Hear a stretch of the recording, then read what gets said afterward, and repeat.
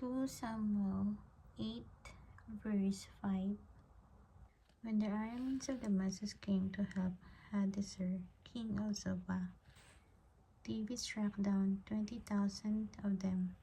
He put garrisons in the Aramean kingdom of Damascus, and the armies became subject to him and brought tribute. The Lord gave David victory whenever he went. David took the gold shields that belonged to the officer of Hadassah and brought them to Jerusalem from Teba and Berotai, towns that belonged in Hadassah. King David took a great quantity of bronze.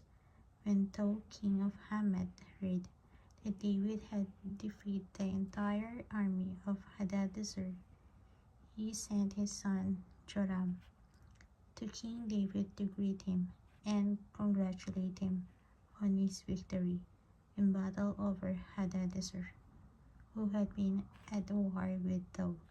Joram brought him articles of silver, of gold, and of bronze.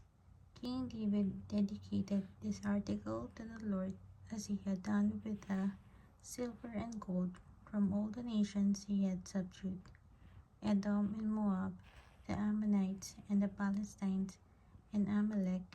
He also dedicated the plunder taken from Hadassah, son of Rehob, king of Zobah. And David became famous after he returned from striking down 18,000 Edomites in the valley of Salt. He put garrisons throughout Edom, and all the Edomites became subject to David. The Lord gave David victory wherever he went.